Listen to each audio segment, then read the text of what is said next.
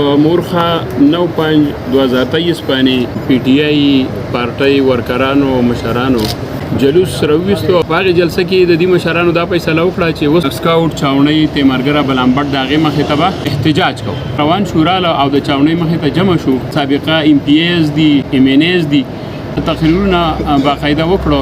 خلک چې دی راغونډېدل کثیر تعداد ته ورسېدو. اچانک هغه چاونۍ باندې لای په چاونۍ باندې وکړه. سکیورټي فورسز د دې ډیر زیات مخنیوي وکړو. خو دا په تعداد کې ډیر زیات سیوا او دي کې زیاتره کسان مسلح وو.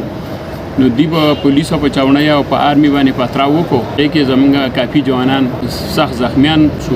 نو مین ګیټ چې دی دا مسمار کو.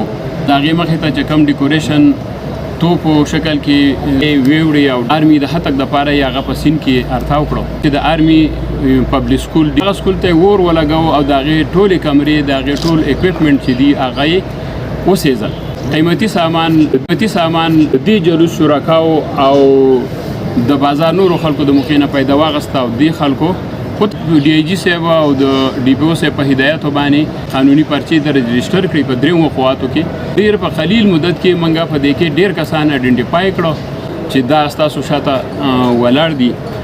65 کسان چې دي دا د چاونۍ په کیس کې موږ گرفتار کړي دي. باقاعده د عدالت نه موږ د دې جسماني ریمانډ اخیستی دی او د دې په نشاندهۍ باندې اوس موږ نورو کسانو ته رسو. گرفتاره وه په چاونۍ د ګیټ نه وړی شوی سامان چې دی هغه د مختلفو ځایونو نه د دې په نشاندهۍ موږ برآمد کړو. هغه زموږ سره دا تصویرونه پروت دی.